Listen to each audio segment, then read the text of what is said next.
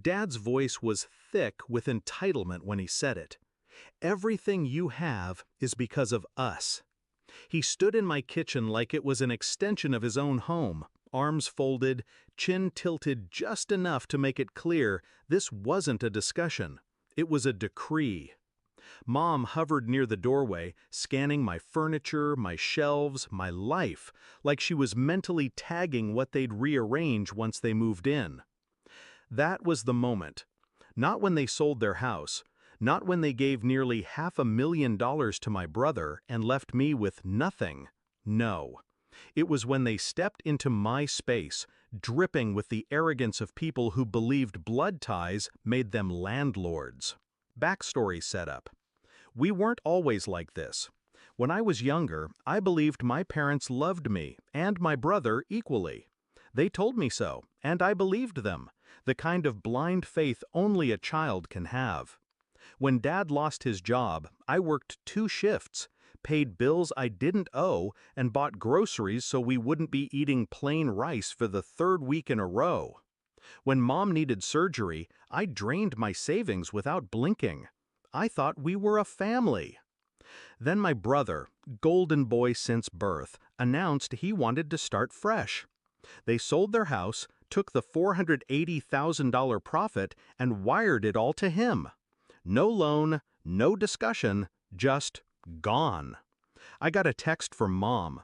"We're so proud of him. You understand, right?" I understood perfectly. Discovery of betrayal. For months, I stayed quiet. I kept paying my own rent, my own bills, watching them visit my brother's new 5-bedroom house like he'd achieved something extraordinary. When I asked, once, about the money, Dad shrugged. "He has a family. You're fine on your own." Fine. That word burned more than the money. Then they lost what little they had left. Bad investments, careless spending.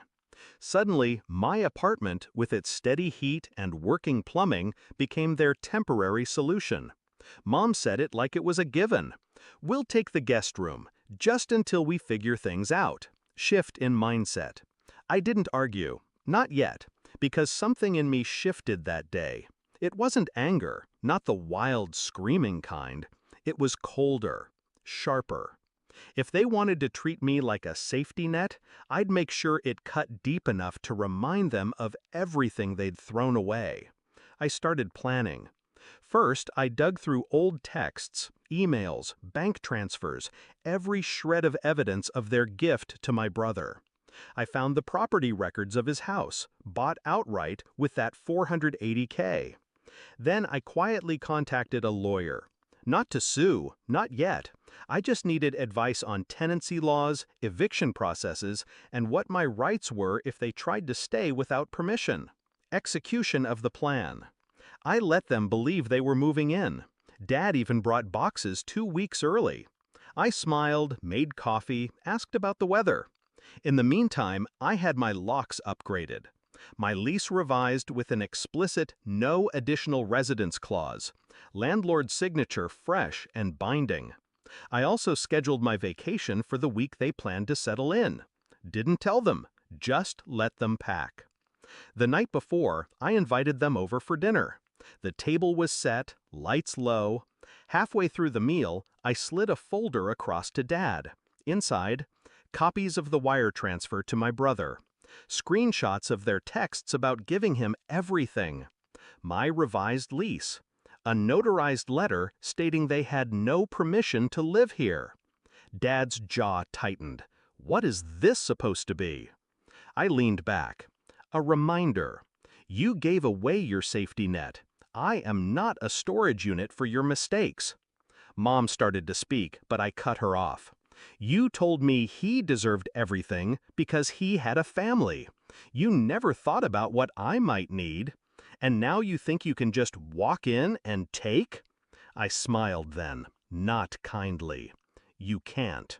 Dad's face reddened, but there was nowhere for him to go. You're ungrateful. That word. I almost laughed.